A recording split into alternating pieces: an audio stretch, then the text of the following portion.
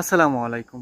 হঠাৎ করে যখন লাইন বন্ধ হয়ে যায় তো আমরা কিভাবে বুঝি এবং কি ধরনের সমস্যা হয়েছে, কোথায় সমস্যা হয়েছে সেটা কিভাবে টের পাই? চলুন এক নজরে একটু দেখে আসি। আমি আছি এই মুহূর্তে একটা সাব স্টেশন এবং আমরা সরাসরি আপনাদেরকে এসিআরে নিয়ে যাচ্ছি, যেটা থেকে লাইন বন্ধ হয় চালু হয়।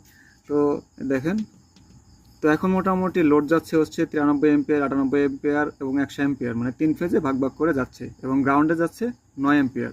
তো ইতিপূর্বে যখন লাইন ফল্ট হয়েছিল, যখন বন্ধ হয়েছিল হঠাৎ করে, তখন কিভাবে কি ধরনের সমস্যা হয়েছিল সেটা একটু দেখে আসি। আমরা ইভেন্টে যাব, ফল্ট সাইকেলে যাব, ইন্টারে চাপবো। দেখবেন যে আমাদের 580, 415, 573 এগুলো কিন্তু আমাদের একটা সেটিং দেওয়া আছে যে কত লিমিট পর্যন্ত উঠতে পারবে, বা 200, 250 বা 220 এরকম লিমিট দেওয়া আছে। গ্রাউন্ডে দেওয়া আছে 50। তো এর ওভারকাম যখন হয়ে যাবে তখনই কিন্তু ট্রিপ করে যাবে। হঠাৎ হয়তো অনেক সময় এক ফেজের সমস্যা হলে তখন গ্রাউন্ড আর এক ফেজ বেড়ে যাবে, বা হঠাৎ করে দেখবেন যে অ্যাম্পিয়ারগুলো ঠিক আছে, গ্রাউন্ডিং বেড়ে গেছে। তো বিভিন্ন ধরনের সমস্যা হয়। তো আজকের যে সমস্যা হয়েছিল সেটা একটু দেখাইলাম যে 3 ফেজের সমস্যা, 3 তারেই শর্ট সার্কিট হয়ে গেছিলো, যার কারণে গ্রাউন্ড এবং 3 তারে অ্যাম্পিয়ার বেড়ে গেছিলো, যার কারণে হঠাৎ করে লাইন বন্ধ হয়ে গেছিলো। ধন্যবাদ সবাইকে, আসসালামু আলাইকুম।